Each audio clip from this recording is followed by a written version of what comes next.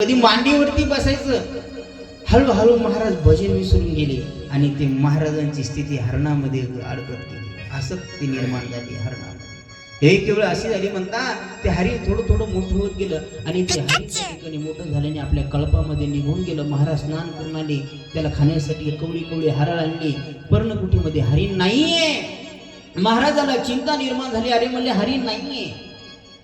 महाराजाला चिंता वाटायला लागली, याला कुणी खाल्लं तर नसेल, एखाद्या सिंहाने खाल्लं तर नसेल, वाघाने खाल्लं तर नसेल. महाराजाला चिंता निर्माण झाली, ती निघून गेलं होतं. मग म्हणतात असे दिवस लोटत गेले. पण महाराज भजन करत असताना महाराजाच्या चित्तामध्ये नारायण येत नव्हती. महाराजाच्या चित्तामध्ये हरणाचं पिल्लू पाडस येत होतं. मायबा महाराज आलते स्वतःचा उद्धार करून घेण्यासाठी.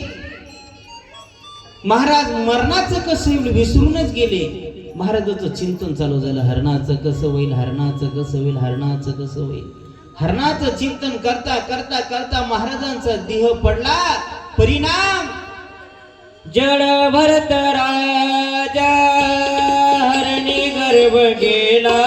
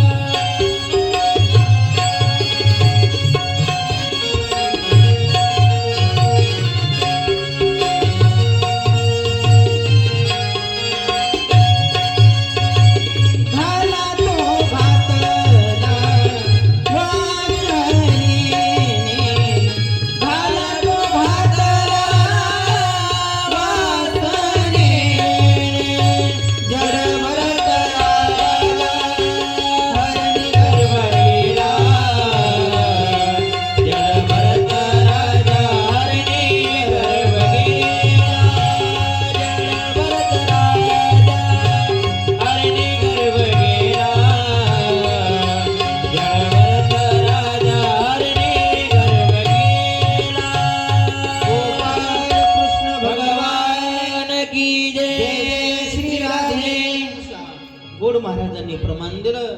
मैबा जड भरत राजा हरणी गर्भ गेला. घाला तो घातला वासनेने. बघा अंतकाळाच्या वेळेस, मरणाच्या वेळेस आपल्या चित्तामध्ये जी स्थिती असते, जी अवस्था होती, साधू संत म्हणतात मनुष्य त्याच जन्माला जातो. हो, काय वासनेचा संग होई अंतकाळी तरी तपोबळी जन्म धरी. महाराज म्हणताय नाथ महाराजांच्या हरिपाठामध्ये एक प्रमाण आहे ना. काय प्रमाण आहे? जन्म घेणे लागे वासनाच्या संगे. जी अंतकाळाच्या वेळेस आपली जी वासना आहे ना, त्या वासनेच्या पोटी मनुष्य तो जन्म मिळतो. मायबाप स्वतः भगवंत गीतेमध्ये सांगतात ना, अंतकालेच मामेव स्मरण मुक्त्वा कलेवरम यस प्रयाती समद्भावम याती नास्तित्र संशया. याच्यात कुठल्याच प्रकारचा संशय नाहीये. सांगू का जाता जाता, आता पुढच्या जन्मामध्ये तुम्ही पुरुष होणार आहे. तुम्ही म्हणसाल महाराज तुम्हाला कसं काय कळलं? ज्यांना ज्यांना कळलं ते म्हणले असते, महाराज बरं झालं आशीर्वाद द्याला बाबा जाता जाता. माझा नवरा लई मला मारतोय. मी जर पुरुष झाले आणि ते जर बायको झाले तर काहीच खरं नाही. मग त्यांचं बघ ते किती त्रास देत आहेत मला. आणि पुढच्या जन्मामध्ये ही स्त्री होणार आहे. मग तर लयच पटलं तुम्हाला. ज्यांचे दारू पिऊन मारतात त्या म्हणल्या बरं झालं महाराज इथले सगळे सोडून तिकडं सांगून आमच्या तिकडं. कारण का आता जी तुमच्या चित्तामध्ये जी अवस्था आहे ती कोणाविषयी? पतीचं चिंतन चालू आहे. सर्व चित्तामध्ये काय पतीचं त्या ठिकाणी चिंतन चालू नाही का? मी माझ्या मनचं सांगत नाही. महाराज म्हणतात पतिव्रते जैसा भ्रतार प्रमाण. पतिव्रत स्त्रीच्या चित्तामध्ये सर्वस्व पतीचं चिंतन असते.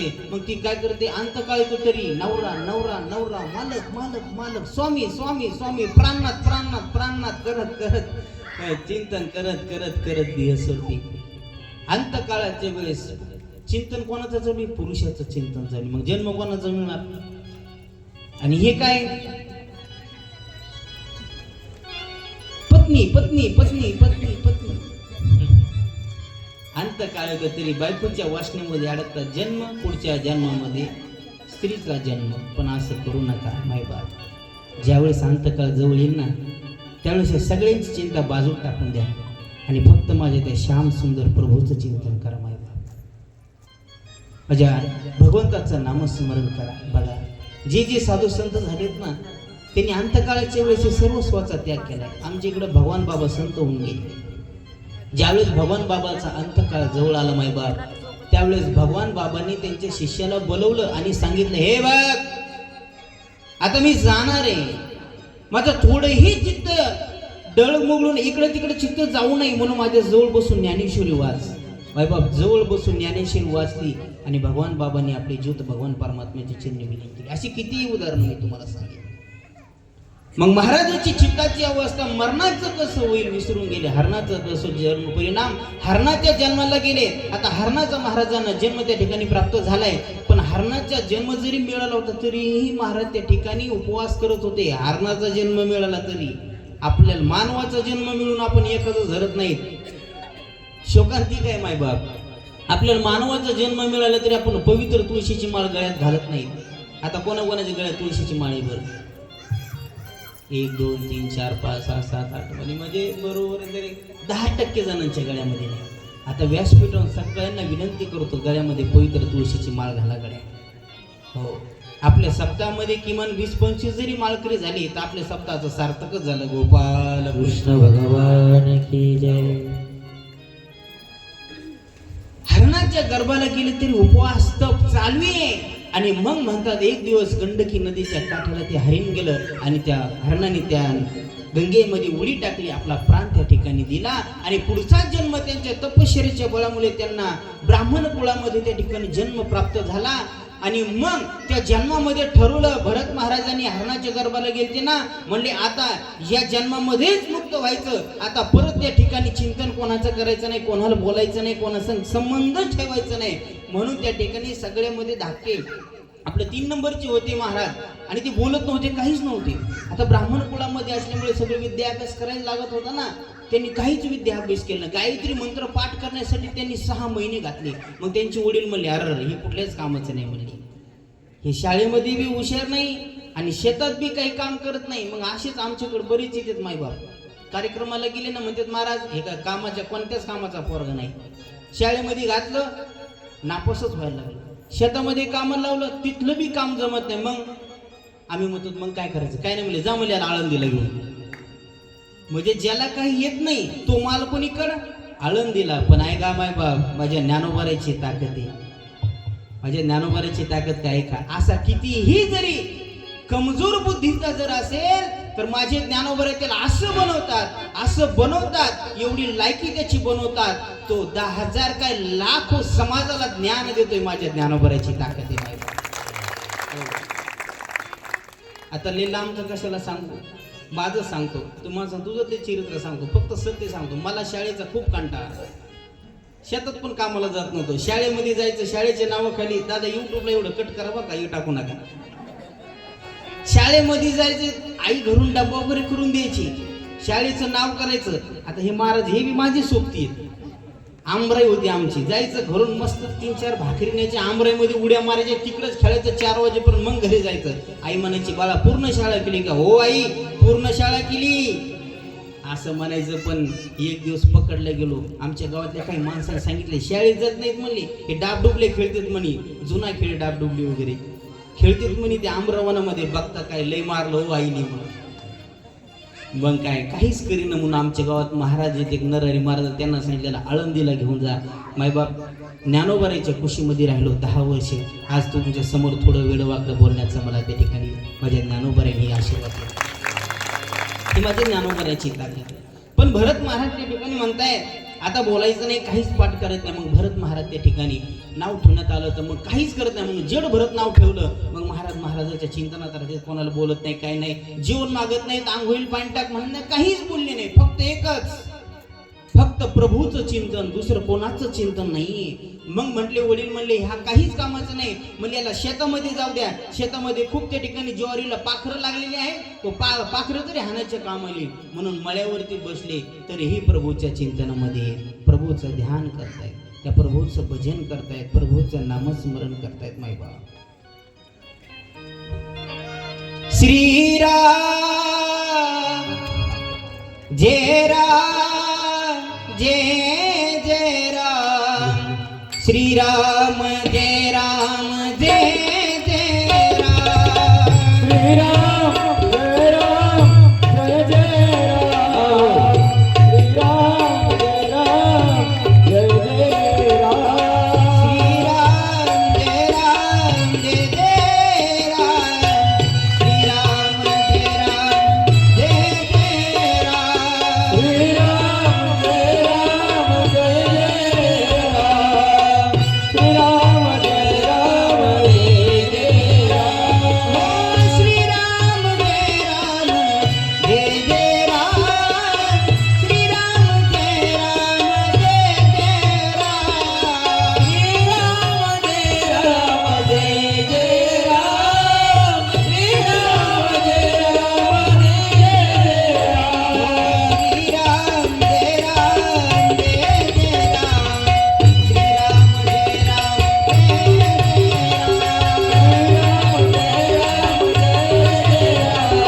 राम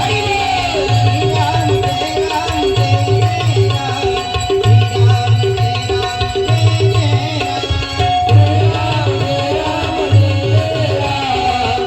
जय राम, श्रीराम जय राम जय जय राम, जय जय श्री राधेश. कारण आपल्याकडे आज वेळ कमी आणि आपल्याला पुढे पुढे जायचे, खूप आणखी चरित्र पाहिजे. मग त्या ठिकाणी भरले. चला म्हणले आमच्या सोबत निघले महाराज. काहीच नाही, कुठं चलो काही मिळ नाही, काहीच नाही. 3 प्रकारचं प्रारब्ध आहे माहिती आहे. सोयीच्या प्रारब्ध, परीच्या प्रारब्ध आहे आणि इच्छा प्रारब्ध. महाराज त्या ठिकाणी परीच्या प्रारब्धामध्ये जगत होते. जसं म्हणलं तसं जगायचे, विषयच नाही काहीच. मग महाराजा त्या ठिकाणी नेलं, त्या चोराच्या त्या ठिकाणी घरी नेलं. महाराजाला मस्त गरम गरम पाण्यानं आंघोळ घातली. महाराज काहीच म्हणले नाही, ऐका, काहीच म्हणले नाही, आंघोळ घालू दिली. मस्त मोती साबण लावून आंघोळ घातली. महाराजांनी आंघोळही घालू दिली. मस्त अंग पुसण्यासाठी सुंदर टॉवेल दिला. कोणता? टर्कीचा टॉवेल, नरम असता. महाराजांनी लावून गेलो. हो, पंचपक्वानाचं ताट त्या ठिकाणी जेवण्यासाठी दिलं. हो, पाठीला पाठ, बसायला पाठ, ताटालाही पाठ आणि उदबत्त्याचा घमघमाट, असं सुवासित त्या ठिकाणी वातावरण. तरी महाराज एकही नाही, 2 नाही, काहीच नाही, मस्त जेवण केलं. आणि जेवण केल्यानंतर महाराजांना तिलक वगैरे करण्यात आला आणि त्या जगदंबेच्या त्या ठिकाणी मंदिरामध्ये महाराजाला नेलं. मायबाप महाराजांना माहितच नाही आपल्या सोबत नेमकं काय करणार आहे. आणि तिथं नेलं आणि महाराजांना म्हणले इथं मान तुमची. मला वाटला हा महान सत्पुरुष आहे, महान आत्मा आहे. या मुलं जर याचा जर माझ्या समोर याची हत्या जर झाली तर मला देव माफ करणार नाही. जगदंबा प्रकट झाली, ती तलवार हातामध्ये घेतली, ते झिजकून घेतले जगदंबे मातेने आणि त्या चोराच्या राजाचा शिरच्छेद केला. त्याचा त्या ठिकाणी शिरच्छेद केला आणि जगदंबेने त्या ठिकाणी भरत महाराजांना हात जोडले, महाराज क्षमा करा. महाराजांचं त्यांचं त्यावेळेस फक्त महाराज जगदंबेला बोलली आणि महाराजांनाही दर्शन घेतलं आणि महाराज निघून गेली. महाराजांनी ठरवलं होतं या जन्मात कोणाला बोलायचं नाही आणि कोणतंच पाप करायचं नाही. मग महाराज रस्त्याने चालत असताना कसे चालायचे माहितीये का? आता आपण रस्त्याने चालत आलो, पण आपण किती पाप केलं ऐका. आपण दररोज कितीतरी पाप करतोय, पण आपण पाप केलेलं आपण त्याचं चिंतन करत नाही. पुण्य केलेलं चिंतन करतो, पण कोण पापाचं चिंतन करते का? कोण आहे तुमच्यापैकी पाप केलेलं चिंतन? आज मेले पाप केले असं कोणी म्हणतंय का? जर कोणी म्हणत असेल तर मी त्यांच्या घरी दररोज पाणी भरतो. तुम्ही मला सांगतो परभणीवर इथं कुठे येणार आहे? मला बी माहिती आहे तुम्ही पापाचं चिंतन करत नाहीत म्हणून. गोपाल कृष्ण भगवान की जय. आपण रस्त्याने चालत असताना बारीक बारीक त्या ठिकाणी जीवजंतू असतात बघा. ते जीवजंतू आपल्या पायाने कितीतरी मेले जातात रस्त्याने चालताना, पण आपण सूक्ष्म पाप याचा आपण विचार करत नाहीये. पण जेड भरत महाराज रस्त्याने जरी चालले तर बारीक एखादा किडा जर दिसला तर उडी मारायची आणि पलीकडे जायचे, पण त्या किड्यावरती पाय पोट देत नव्हते. एखादं छोटस मुंगी जरी दिसली तर महाराजांचा स्वभाव असा होता, महाराज त्या ठिकाणी उडी मारायची आणि पलीकडे चालले असा मग नीतीने होता. म्हणतात रहुगण देशाचा राजा, शिंद देशाचा राजा त्या ठिकाणी रहुगण होता. रहुगण त्या ठिकाणी त्या रस्त्याने जात होता. पूर्वीचे राजे कशामध्ये बसून जायचे माहितीये का? 4 व्हीलर मध्ये बसून जात होते. बरोबर आहे का? 4 चाकीमध्ये बसून जात होते ना. डोल्या होत्या बघा, डोल्या बसण्यासाठी. डोलीमध्ये महाराज त्या ठिकाणी बसून जात होते. 4 माणसं होते डोली त्या ठिकाणी वाहण्यासाठी. पण एक त्या ठिकाणी एकाचा खांदा दुखायला लागला. तो म्हणला महाराज मी आता चालू शकत नाहीये. म्हणले बघा रस्त्याने कोणी दिसतोय का? त्यावेळेस त्या ठिकाणी जड भरत महाराज दिसले आणि महाराजांना बोलवलं. म्हणले ओय ओ तरणी ताट दिसताय, आमचा राजा त्या ठिकाणी जात आहे, तुम्ही त्या ठिकाणी पालखी आम्हाला धरू लागा. महाराज एकही दोन नाही. महाराज गेले, पालखी खांद्यावर घेतली आणि महाराज चलले. आता महाराजाच्या चालण्याचा स्वभाव कसा होता आता सांगितलं मी. कसे चालत होते महाराज? डोळे झाकून चालत होते ना. कसे चालत होते मग? काही किडो वगैरे दिसले की उडी मारायची. मग आता रस्त्याने चालताना महाराजाची नजर खालीच असायची. मग महाराजाला एखादं किडं दिसले की महाराजाने उडी मारायची. मग राजा बसलेला होता त्याच्यामध्ये, रहुगण राजा, त्याच्या डोक्याला उडी लागायची लगेच. ते डोक्याला लागायचं. 2दा झालं 3दा झालं. मग त्या ठिकाणी राजाला राग आला. म्हणला तुम्हाला साधी पालखी व्यवस्थित वाचत नाही का? साधी डोली तुम्हाला व्यवस्थित वाचत नाही का? मग त्यावेळेस ते बाकीचे सेवक म्हणले महाराज आमची काही चुकी नाही, हा जो नवीन लावला ना हा उड्या मारतोय म्हणले, ठेवा म्हणले खाली. आणि मग माय बाप पालखी खाली ठेवली आणि मग राजा खाली उतरला. चांगला दष्टपुष्ट दिसतोय, साधी पालखी वाचत नाहीये. ले माझं तुला भार झालाय काय? ले माझं वज झालंय काय? आता मात्र बोलले महाराज. कारण का माहितीये का? तो रहुगण राजा होता ना, तो कोण होता माहितीये का? भेटलेला पूर्वजन्मातला हरिण होता, हरिण तो. त्याच्यामुळे जन्म घ्यावा लागला. साधूला त्रिकाल ज्ञान होते मायबाप साधूला. हो, साधू संतांकडे काय पहिले मोबाईल, पहिले फोन काही नव्हते. गंगाराम मोवाळ माहितीये का? तुकोबाराच्या चरित्रात वर्णन आलेले. एक टाळकरी होते मायबाप तुकोबाराचे, गंगाराम मोवाळ. म्हणतात की गंगाराम मोवाळ महाराजांची म्हैस हरवली. म्हैस सापडत नाही. आणि बायकोनं सांगितलं ज्यावेळेस तुम्ही म्हैस घरात असाल त्यावेळेस तुम्हाला चहा पाणी नाश्ता जेवण तोपर्यंत तुम्हाला काहीच नाही, चहा पण देणार नाहीये. महाराजाला संत बघा त्रिकाज्ञानी कसे असतात. प्रश्न पडा काय करू म्हणले, आपली म्हैस तर सापडत नाही. मग म्हैस पाहत त्या ठिकाणी ते भांडाऱ्या डोंगरावरती गेले आणि माझे तुकोबरे त्या ठिकाणी माझ्या देवाचं चिंतन करत बसलेले होते. देवाचं नामस्मरण चिंतन करत बसले तुकोबरे. आणि मग तो त्या ठिकाणी तिथे गेले. म्हणले महाराज माझी म्हैस पाहिली का? महाराज म्हणले तुझी म्हैस पाण्यासाठीच घरादाराचा त्याग करून इथं बसलो काय म्हणले तुकोबरे. म्हणले आम्ही म्हैस काय पाहिलं? म्हणले महाराज खरं सांगव पाहिली का? त्यावेळेस माझे तुकोबरे बसले म्हणले जा तुझी म्हैस घरी गोठ्यात बांधलेली आहे. आणि खरंच त्यांनी गंगाराम मावळ्यांनी घरी जाऊन बघितलं तर गोठ्यामध्ये म्हैस बांधलेली होती. तुकोबऱ्याला कुठून कळालं? त्रिकाल ज्ञानी संत आहेत मायबाप. तसं त्यांना कळालं हा हरिण आहे आद्या जन्मामधला. आणि मग त्याला म्हणले हा पण गोड उपदेश बघा. काय म्हणले माहितीये का ते जड भरत महाराज? अरे मातीला मातीचं कसं ओझ होईल? अरे ज्या पालखीमध्ये बसलाय ती पालखी ही मातीचीच आहे. आणि तू जो पालखीत बसलाय तू पण मातीपासूनच उत्पन्न झालेला आहे. आणि मी जे पालखी वाहतोय मी पण मातीपासूनच उत्पन्न झालेलो आहे. आलं का लक्षात? बारकाईनं ऐकलं असं तर लक्षात आलं. पालखी कशा बसून बनते? झाडापासून बनते की नाही? मग झाड कुठून निर्माण होते? जमिनीमधून निर्माण होते. म्हणजे मातीपासूनच निर्माण झाले. अरे तू पण मातीच आहे, मी पण मातीच आहे. हे शरीर पंचमहाभूतान बनलेले बघा. पृथ्वी, आप, तेज, वायू, आकाश या पंचतत्वाने शरीर बनलेले. अरे म्हणले मातीचं मातीला कुठं ओझवणार आहे? असं म्हटल्यानंतर त्यांनी साष्टांग दंडव घातला आणि त्याला गोड उपदेश केला मायबाप. आणि मग त्या ठिकाणी त्याच्या हे जीवनाचा उद्धार झाला. गोपाल कृष्ण भगवान की जय. अशा पद्धतीने मग त्या ठिकाणी त्याला उपदेश केला. आणि मग भरत महाराजांनी आपल्या जीवनाचं कल्याण करून घेतलं. अशा पद्धतीने कथा सांगितल्यानंतर मग त्या ठिकाणी पंचमस्कंदामध्ये अनेक त्या ठिकाणी नरकाचं वर्णन केलं. 28 प्रकारचे नरक त्या ठिकाणी सांगितलेले आहेत. मग हे नरकाचं चिंतन सांगत असते राजा परीक्षित म्हणले शुकाचार्य भगवंत एवढे तुम्ही मला नरक सांगितले, त्या नरका पाहून मग नरकाचं एवढे नाव ऐकून मला भीती वाटली. 28 प्रकारचे नरक आहेत मायबाप. ते नरक त्या ठिकाणी सांगितल्यानं मला भीती वाटली. मग मनुष्य चुकल्यानंतर माणसाला कुठं जावं लागतं तर नरकाला जावं लागतं. मग त्या नरकामधून तरण जाण्याचा काही उपाय आहे का नाही, काही साधन आहे का नाही? त्यावेळी शुकाचार्य भगवंत म्हणतात, अरे राजन तुम्ही घाबरू नका, नरकामधूनही तरुण जाण्याचं साधन आहे कोणतं? यमाच्या तडाख्यातून वाचण्याचंही साधन आहे कोणतं? ते भगवंताचं नामस्मरण आहे. आपण थोडंसं नामस्मरण करू आणि षष्ठम स्कंदाला त्या ठिकाणी सुरुवात करू. सगळ्यांनी जागीच उभं राहा. आता सगळ्यांनी सगळ्यांनी जागीच उभे राहा. आता काही काही नवीन आलेले काय नाही, पण 1 तास झाले बसले, त्यांचे पाय गळून आले असतील नाही का नाही आले? मी काहून लवकर गेलो माहितीये का? मी रात्री कीर्तनाला बसलो, जागा साधी नाही, तरी मला यांनी बासायला टाकलं होतं खालून, असे जहूर दगडे धोंडे पायाला टोचू लागलेले. त्याच्यामुळे आता मला बी काढलं खाली, तुम्ही बसल्यानंतर तुम्हाला बी काय त्रास होत असेल. आता मला तुमची दया येते म्हणून जागीच उभं राहायचं. थोडंसं नाम संकीर्तन गाऊन सिस्टम स्कंदाला सुरुवात करू. थापटा करा.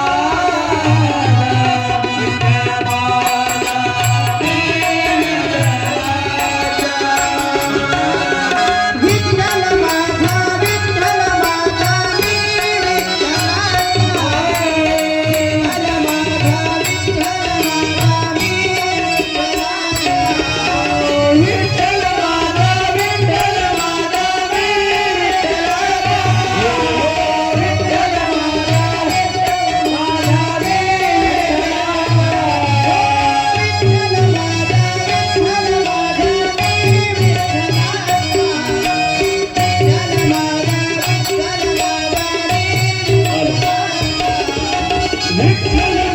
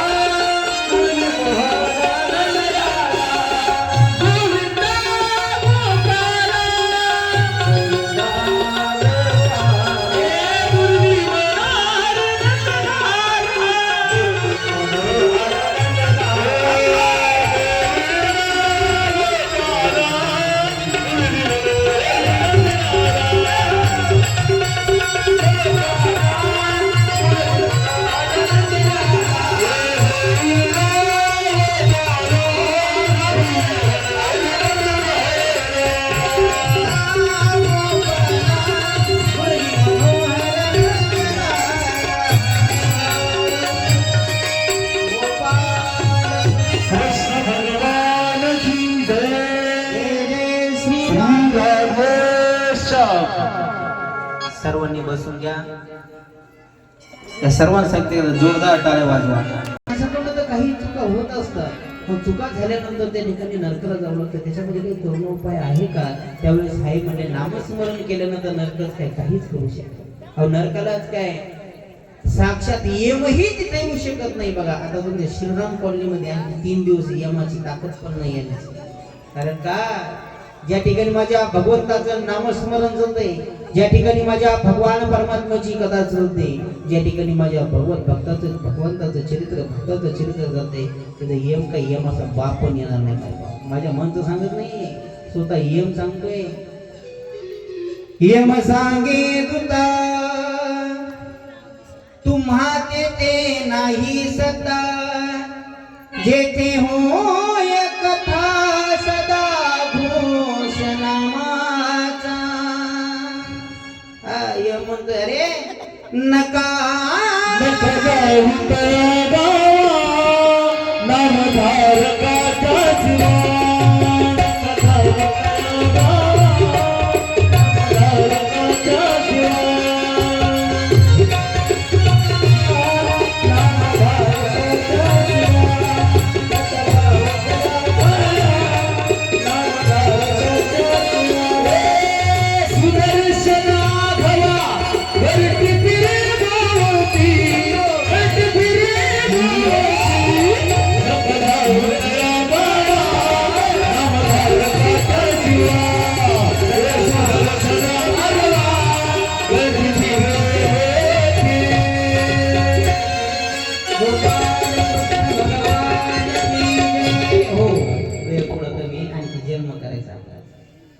नका जाऊ तया गावा नामधारकाच्या शिवा, सुदर्शन यावा घरटी फिरे भोवती. म्हणजे हेमही येऊ शकत नाहीये. म्हणून त्या ठिकाणी नामस्मरण असल्यानंतर नामस्मरण किती दुष्ट दुराचारी जरी असला तरी त्याचा उद्धार होतो. याच्यासाठी श्रेष्ठ स्कंदामध्ये आजमेळ्याचं आख्यान आणले. बघा आजमेळ हा त्या ठिकाणी वेदशास्त्र संपन्न ब्राह्मण होता. त्याची कुलवान पत्नी होती, पण म्हणता एक वेळेस आजमेळ त्या ठिकाणी अरण्यामध्ये त्या ठिकाणी यज्ञासाठी त्या ठिकाणी हे आणण्यासाठी गेला, भूती आणण्यासाठी गेला. मग त्या ठिकाणी त्याने एक वाईट कृत्य बघितलं आणि ते कृत्य बघितल्यानंतर त्याची वृत्ती त्या ठिकाणी त्या कृत्यासारखी झाली. माहिती त्याने कृत्य बघितलं, एक वेश्या आणि एक पुरुष त्या ठिकाणी गमन करत होते. त्यांनी पाहिलं त्याची वृत्ती त्या ठिकाणी त्यांच्यासारखी झाली आणि मग तो त्या ठिकाणी त्या वेश्याच्या नादी लागला आणि तिकडच गेला. बघा विद्वान होता, ब्राह्मण सदाचार संपन्न ब्राह्मण होता, परंतु वाईट कृत्य बघितलं आणि बघितल्यानंतर त्या संगतीमध्ये गेला आणि त्या संगतीसारखा झाला. म्हणून मायबाप जीवनामध्ये संगत माणसाने चांगल्याची केली पाहिजे. हो म्हणून म्हणतात ना संगत संतन की करले, संगत संतन की करले, यमो का सार्थक कुशल.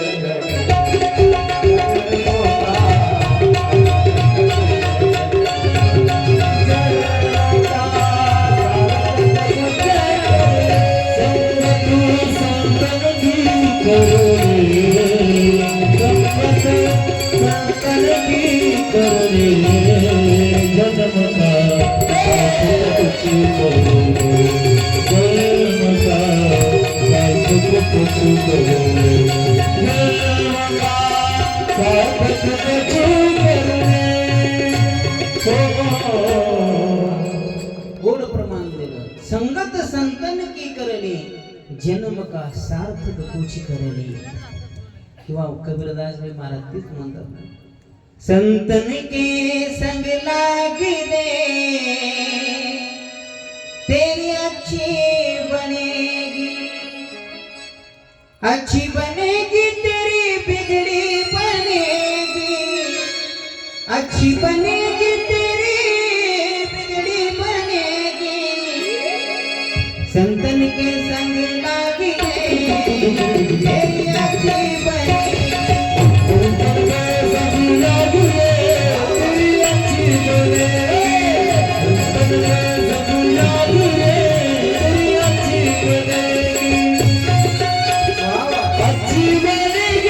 बिगड़ी बनेगी, बिगड़ी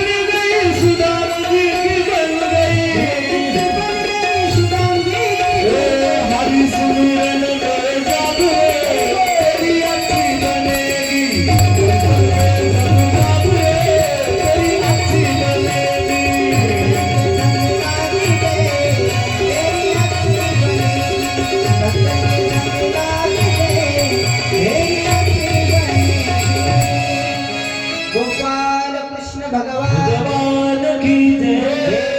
श्री राधेश. म्हणून संगत माणसाने त्या ठिकाणी मोठ्याची केली पाहिजे. मोठ्याची संगत काय केल्यानंतर काय होते, मोठ्याची संगत केल्यानंतर माणूस कधी मोठा होतो सांगतात नाही. अहो एवढा सर्व त्या ठिकाणी धनुर्धारी असणारा, सर्वस्व धनुष्यधारी असणारा कर्ण, त्याची एवढी ख्याती होती कर्णाची, पण संगत कोणाची केली, दुर्योधनाची संगत केली. मायबा परिणाम मरावं लागलं. एवढा कर्णासारखा दानशूर सत्पुरुष तरी त्या वेशी सोबतच लग्न केलं आणि त्या वेश्येला घेऊन आपल्या घरी आला. कोण होता, कुर्वान सदाचारी ब्राह्मण होता. त्या वेशी सोबत लग्न केलं आणि त्या वेश्येला त्या ठिकाणी घरी घेऊन आला. आणि इकडे कुर्वान सत्पुरुषी पत्नी होती, त्या पत्नीला त्या ठिकाणी घराच्या बाहेर काढून दिलं. मायबा तिला डायरेक्ट मला, हे बघ ही आजपासून माझी पत्नी. कोण होती, वेश्या. तुला इतर वाटत राहा नसता तुझ्या बापाच्या घरी निघून जा. हे नवऱ्याचं कृत्य तिनं पाहिलं आणि मायबाप घराचा त्याग केला. कुलवान पत्नी होती आणि आपल्या माहेर त्या ठिकाणी निघून गेली. आणि त्या ठिकाणी वेश्या आणि ते दोघ जण राहू लागले.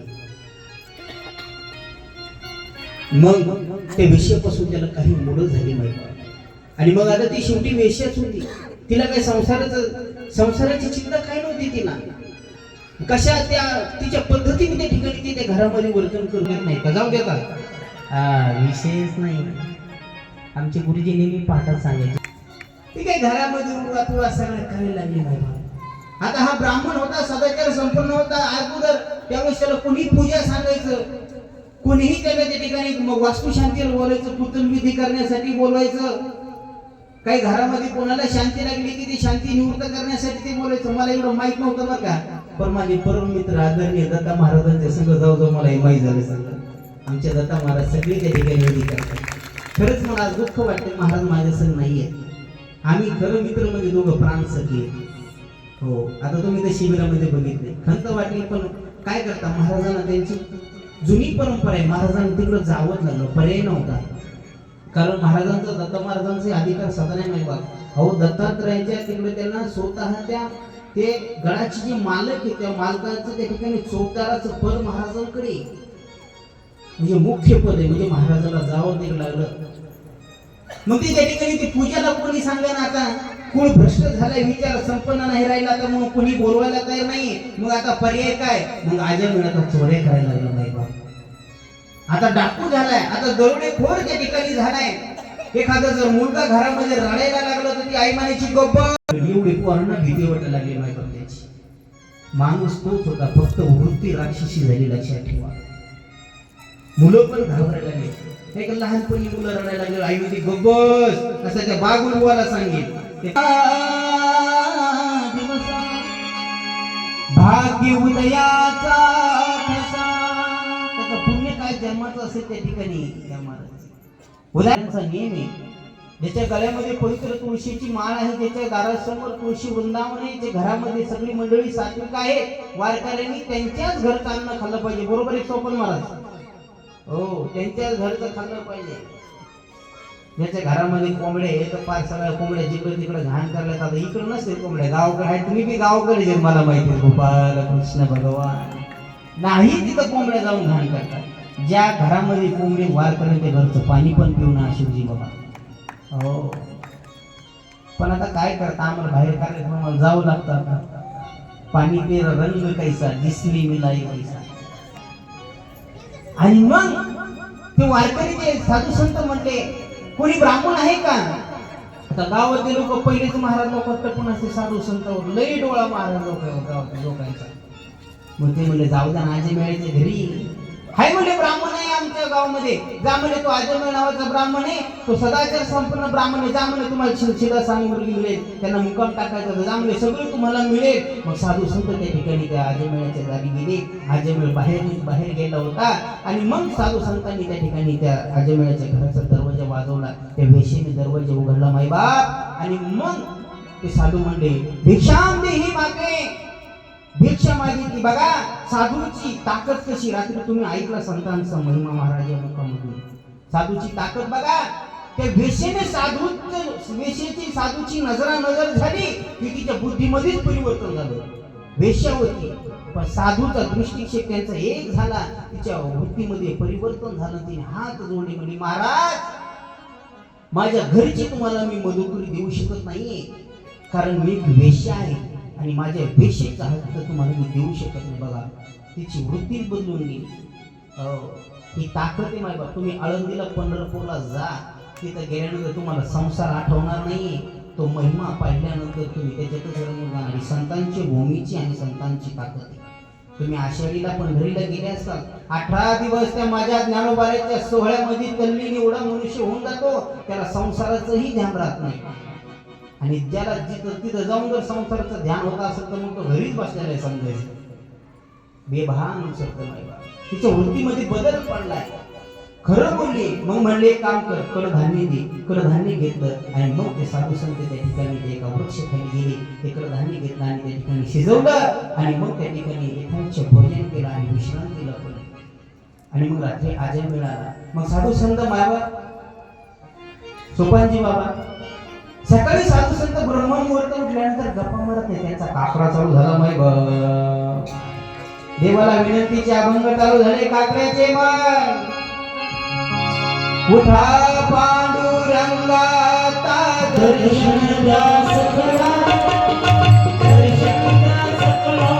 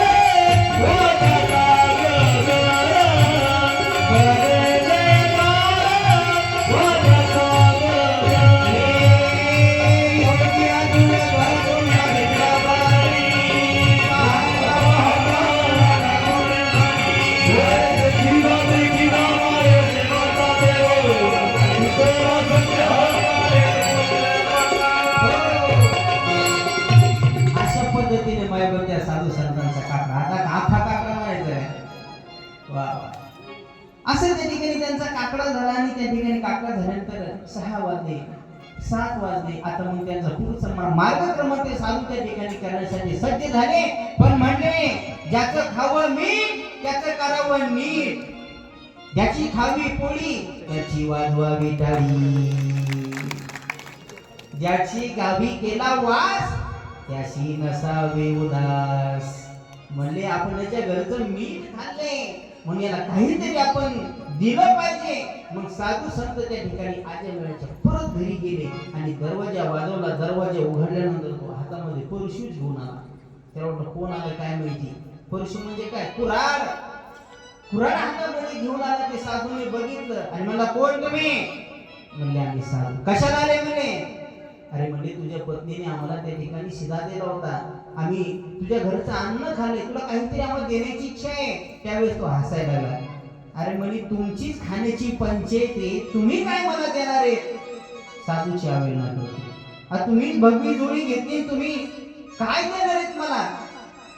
अरे मलाच काहीतरी मागा परत, मी तुम्हाला देतो असं म्हटलं माझ्या बापू. मग साधू संत शेवटी साधू होते माझ्या. साधूने त्याच्या सगळं जीवनाचा आराखडा काढला. अरे म्हणजे हा सत्पुरुष होता, फक्त संगतीने याच्या जीवनाची अधोगती होती. साधूला दया आली बाबा. हो, साधूचं हृदय तसं आहे म्हणून जगाच्या कल्याणा संतांची विभूती देह कष्ट मिटे परोपकारे. स्वतः किती बी आघात सहन करते आणि जगाचं कल्याण करते बाबा. तुका म्हणे तोची संत सोशी जगाचे आघात. सगळ्या जगाचे आघात त्या ठिकाणी सोसणारे संत मायबा. अरे म्हणजे याचा उद्धार झाला पाहिजे म्हणून एक काम कर म्हणे. त्याच्या पत्नीला दिवस होते मायबा. म्हणले तू आम्हाला दे, आम्ही तुला मागतोय, तू देणार आहे ना आम्हाला. म्हणले आम्हाला एकच भिक्षा द्या. आता कोणती. तुझ्या पत्नीच्या पोटामध्ये जी बाळ आहे ना त्याचं नाव तू त्या ठिकाणी नारायण ठेव. बस म्हणजे एवढंच. बस म्हणजे एवढंच ठेव. काही अडचण नाही म्हणजे ठेवतो म्हणजे. आणि मग साधू संत निघून गेले. त्याची पत्नी प्रसूत झाली आणि प्रसूत झाल्यानंतर त्या बाळाचं नाव ठेवलं नारायण. माझा तो हळूहळू मुलगा मोठा व्हायला लागला.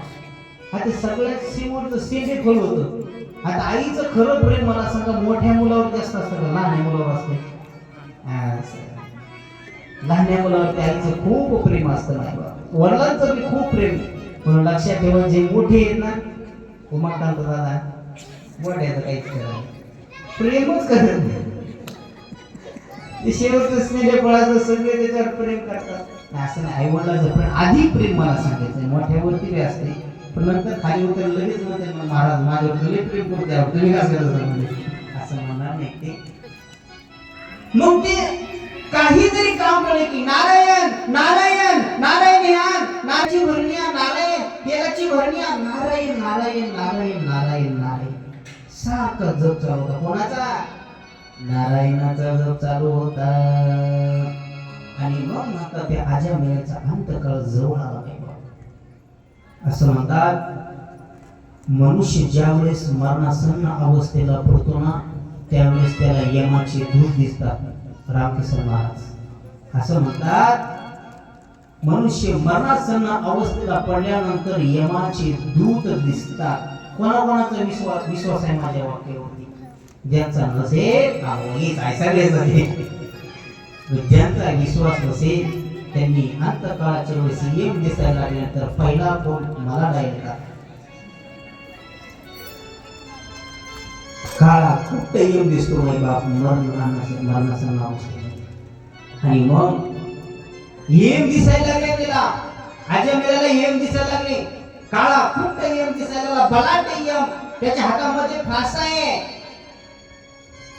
असा भयानक अक्रळ विक्रळ यम त्या ठिकाणी दिसायला लागला. मग आता यम आलेला आहे, काय करावं.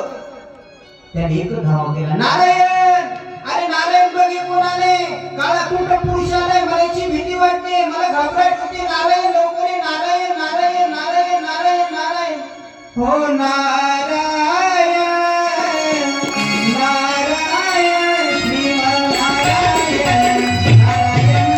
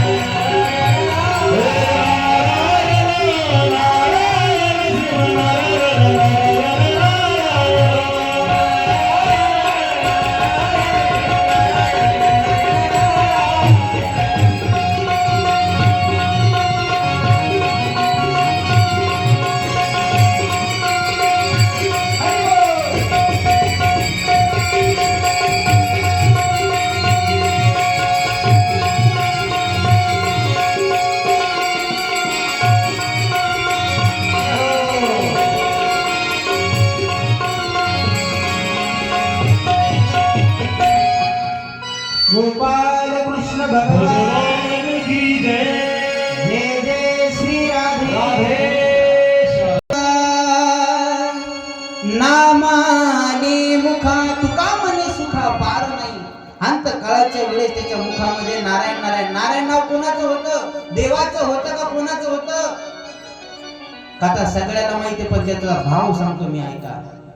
नारायण नाव कोणाचं होतं? मुलाचं नाव होतं, पण नाव कोणाचं ठेवलं? प्राण जाते वेळे स्मरे नारायण, प्राण जाते वेळे स्मरे नारायण,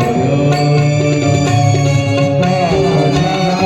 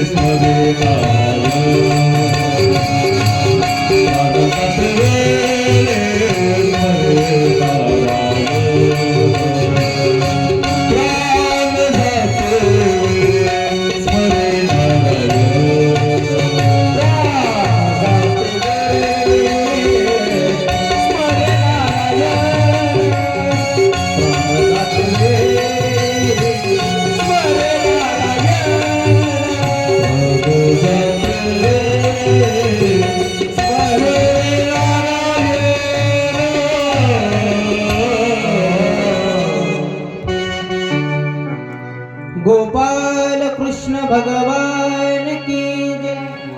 गोड महाराजांनी प्रमाण दिलं. प्राण जाते वेळी स्मरे नारायण. प्राण जाते वेळेस नारायणाचं स्मरण नव्हतं करत माय बघतो. त्याच्या वृत्तीमध्ये नारायण नव्हता, त्याच्या वृत्तीमध्ये त्याचा छोटासा बाळ होता. त्या बाळाचं नाव ठेवलं तर नारायण. त्याला टोपण नाव काढते चिक्या. आता ही चिक्या काय? मुक्ताबाई हे का नाही, जनाबाई, मीराबाई. आताच्या नावाचा विचार करायला नको. आता ते पिक्चर मधलेच नाव. आता मला ते मी जास्त पिक्चर पाहत नाही, खरंच जास्त पिक्चर पाहत त्यामुळे मला हिरोनेची बी नाव माहित नाही. आता ते हिरोनेचे जसे नाव असतात तसे ते हिरोनीचे नाव ठेवतात, आवडीने ठेवतात. पुन्हा ते सुपरस्टार आहे म्हणले मग ते स्टार असल्यामुळे आपल्या बी मुलीचं तेच नाव ठेवायचं. पण अगोदर ते लक्षात ठेवा, मुलाचं नाव ज्ञानेश्वर म्हणलं ते जुनं झाले म्हणले सगळे महाराज. नारायण